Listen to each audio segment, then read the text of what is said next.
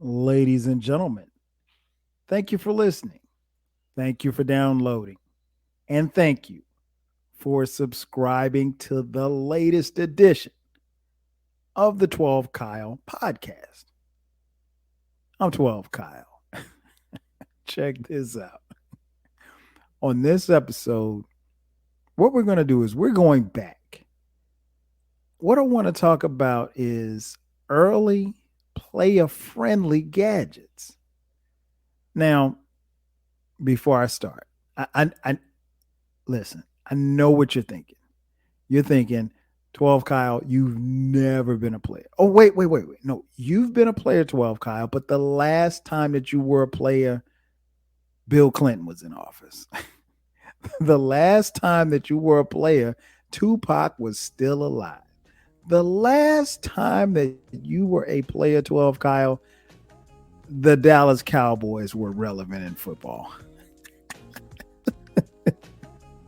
All this is true, but I do know about being a player.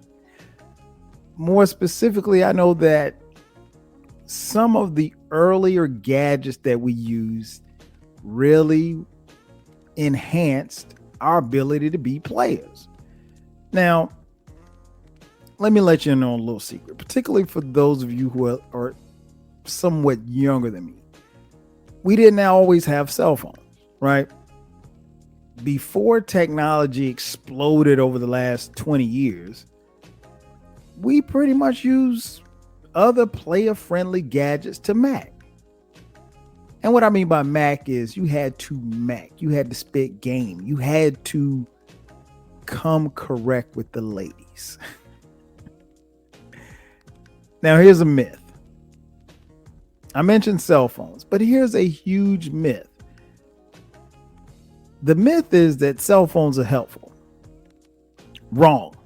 They are not. Cell phones aren't helpful when it comes to being a Mac or a player.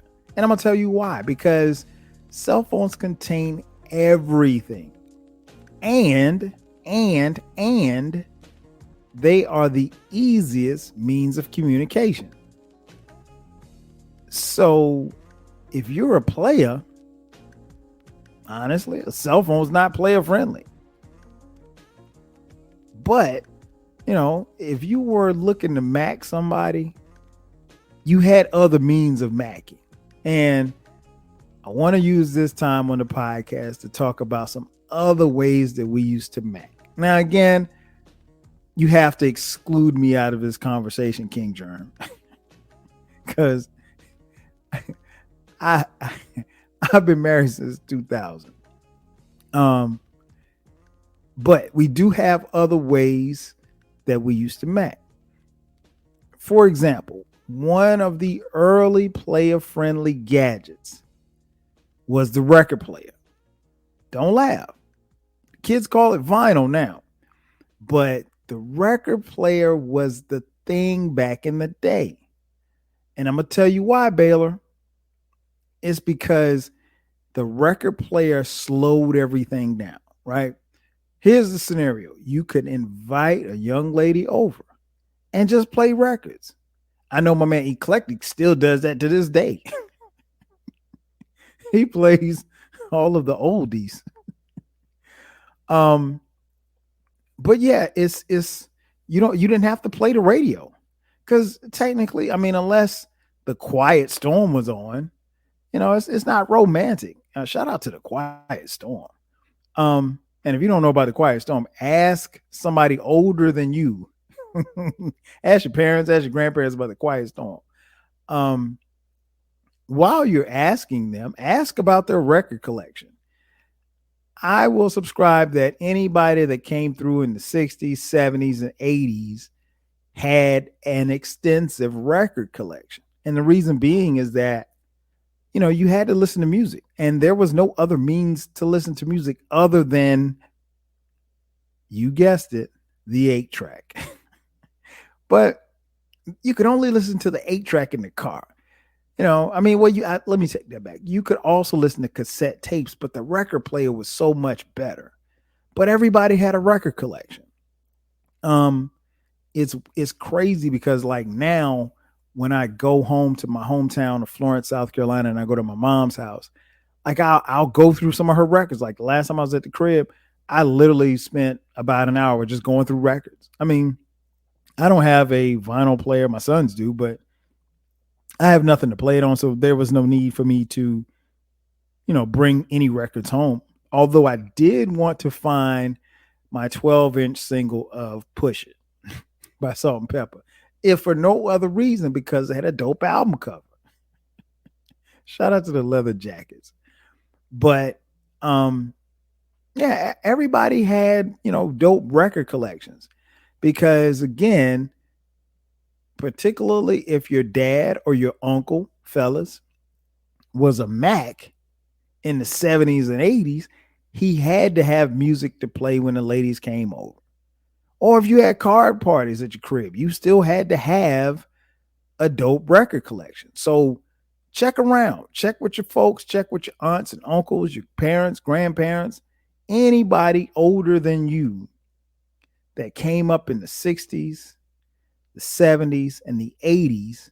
They were let me rephrase that these people that were adults, because I came up in the 80s, but I wasn't an adult in the 80s, right?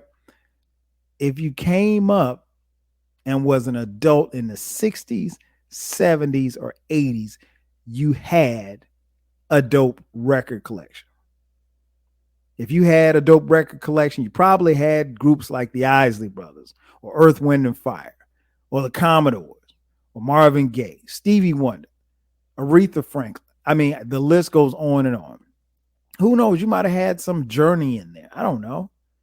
Hall and Oates, Billy Joel. The people that I know that had extensive record collections, I mean, like they had like my uncle.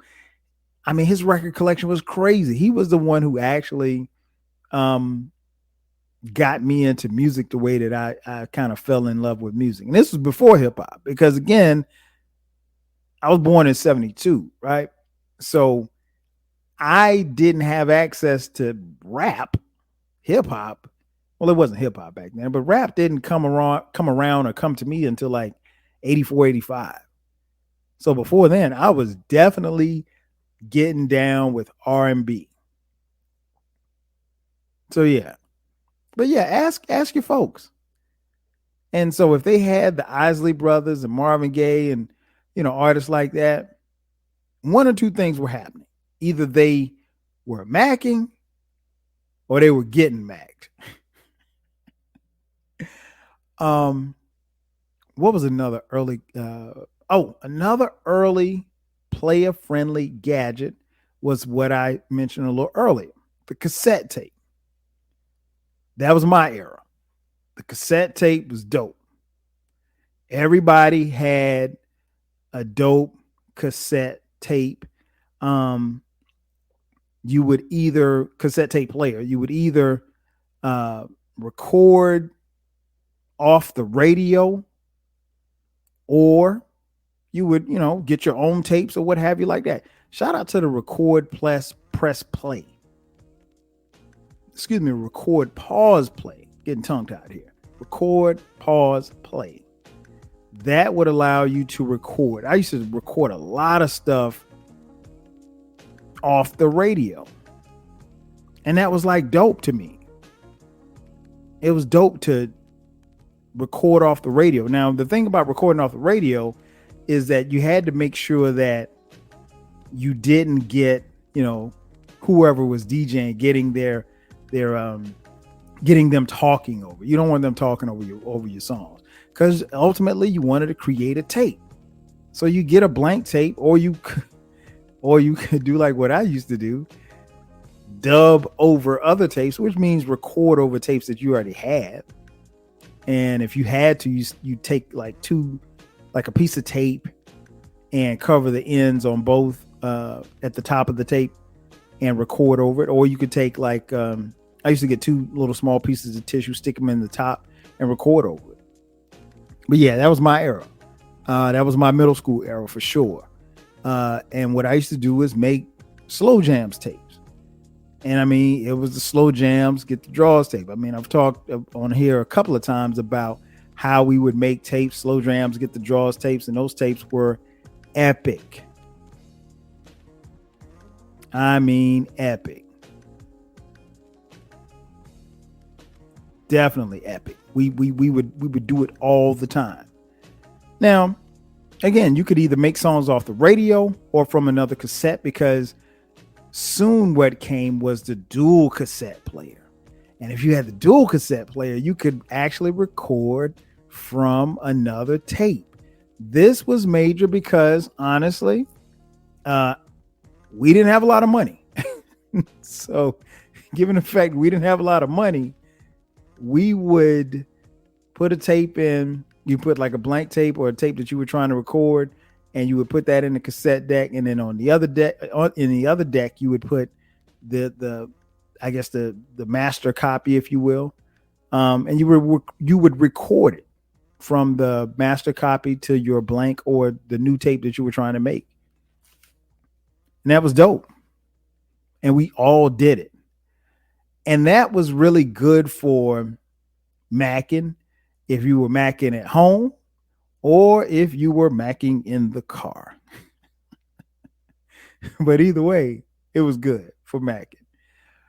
Um, what else? Player friendly gadgets. Oh, one another early player friendly gadget was the pager. Okay, kids, pull up a chair. I can tell you exactly how a pager works. Pager really, if you think about it, the pager was the early text message. It was really the early text message. It was the first text message, if you will. Um, because you would have a number, and like, let's say my number was, I don't know, 7779311. Shout out to the time. Um, so that's my beeper number.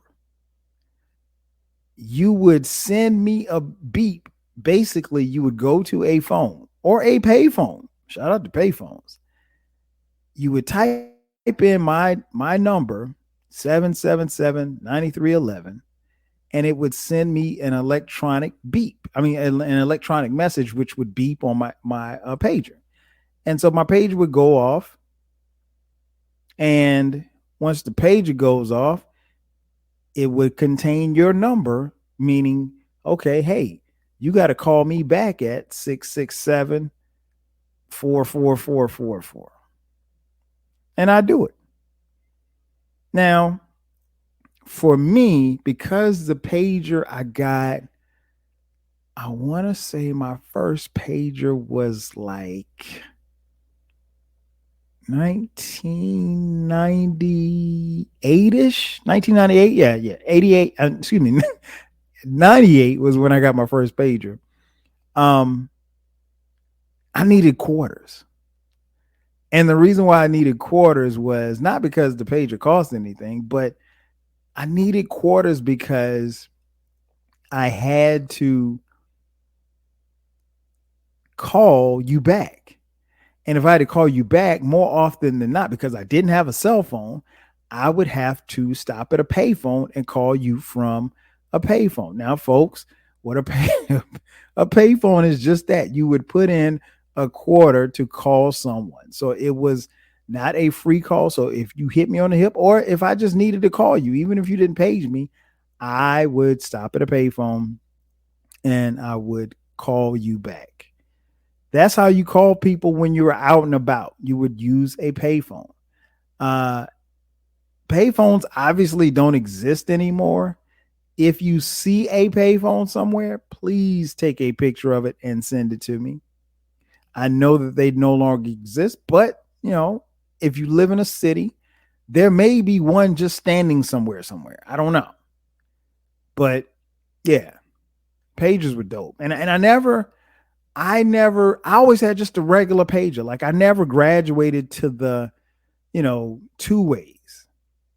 Shout out to the two-way pages. I mean, because that was like the real first text message mechanism. But because you could actually, now it was big, but you could actually type on it and you could type messages.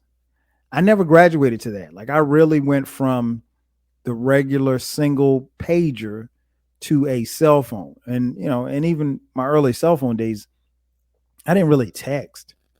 And you really couldn't text because like why would you want to text somebody? If you text somebody, it would be you'd have to literally spell out every single word. So it just wasn't worth it. So yeah, the pagers were so dope. But yeah, fellas, back then you didn't give a woman your phone number. You gave her your pager number. Macking at its best. Um Another early player friendly gadget was the answering machine. Great memories. The answering machine was just that. It was a machine that you could leave a recording for someone when someone called you, they could hear your voice, your recording saying, "Hey, this is 12 Kyle. I'm not in right now. Leave a message. Leave a message at the beep." But honestly, Baylor, it didn't sound like that. You know how it sounded. It was more like, "Yeah, what's up? Yo, this is 12 Kyle. You know what to do. At the beat, leave a message and I'll call you back. Peace."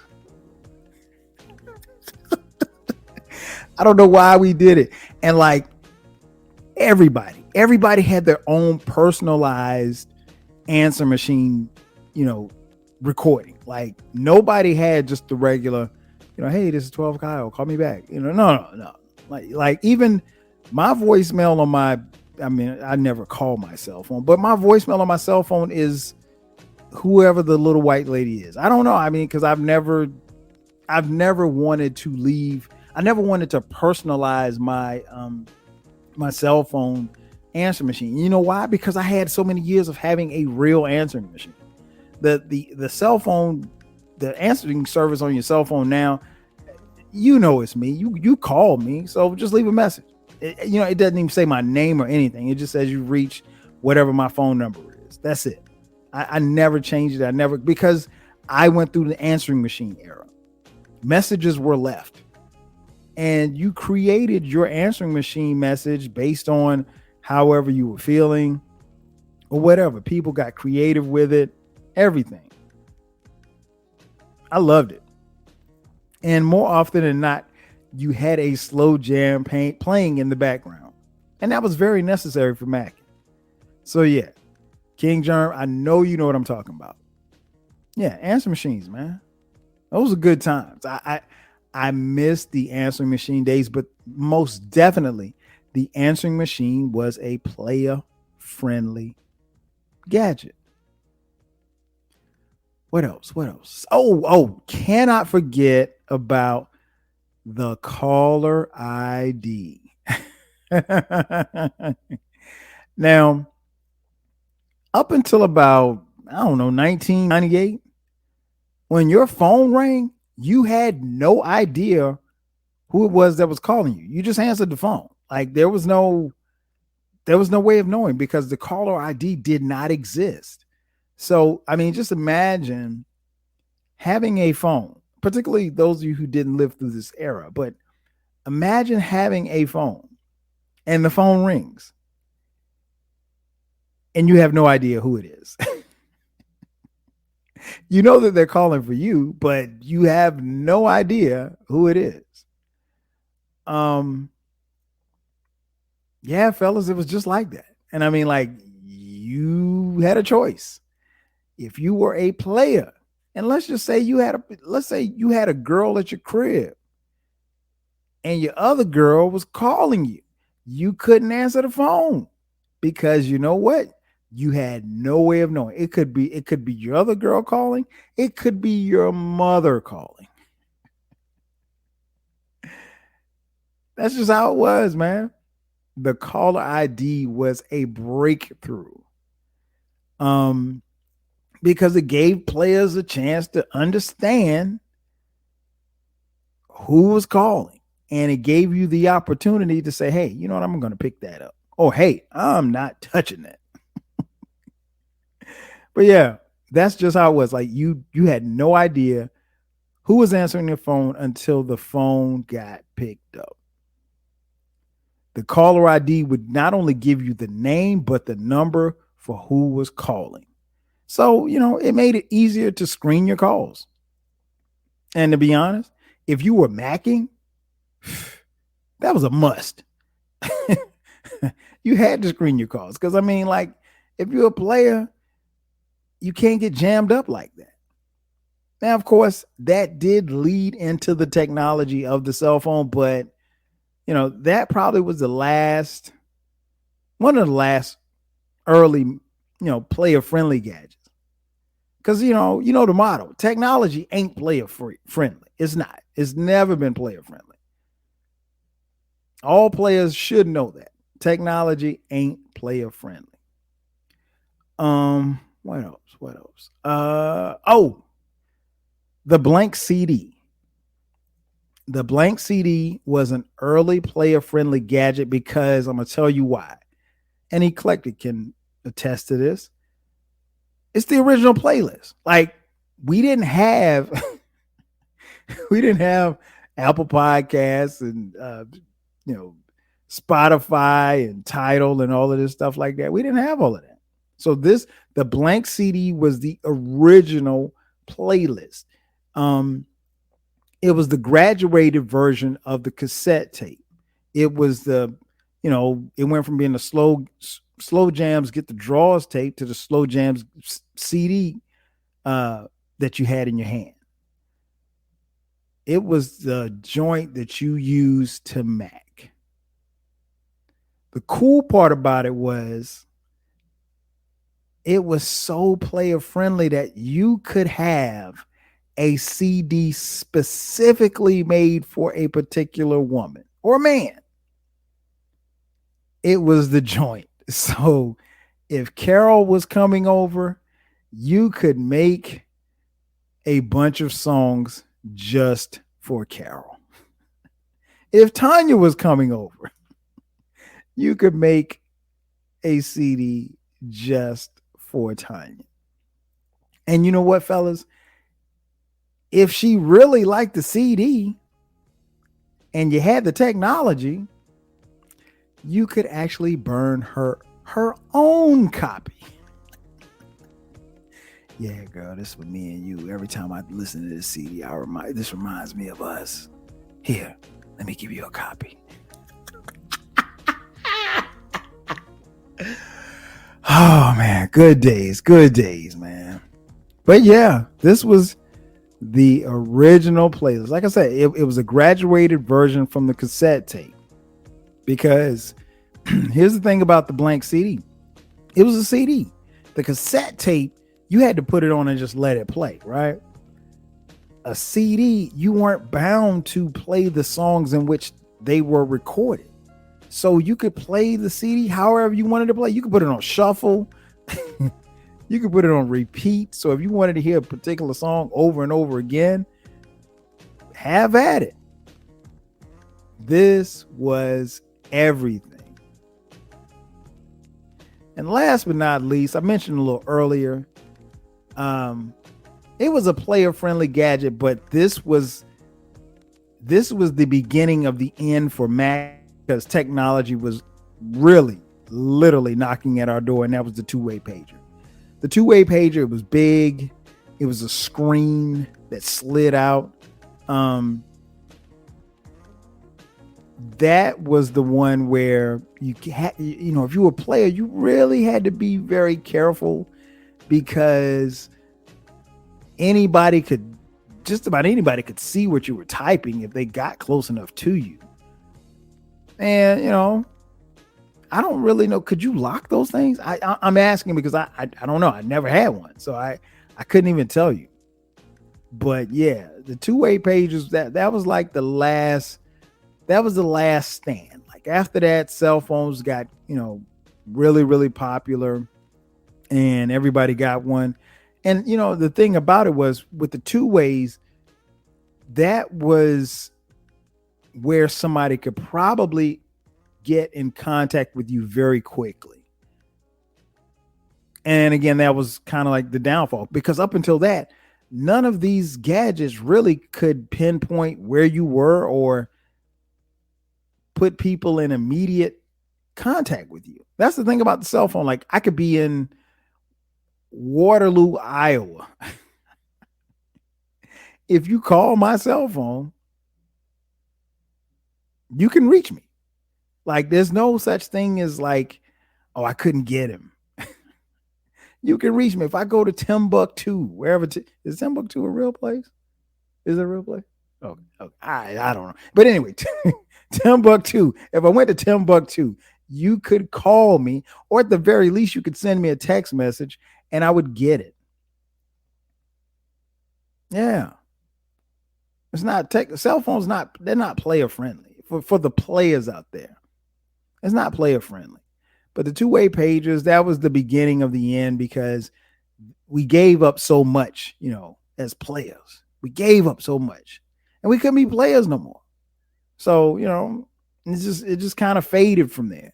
From there, you went to the cell phones, and then you went from I had a flip phone. That was my first phone, a flip phone.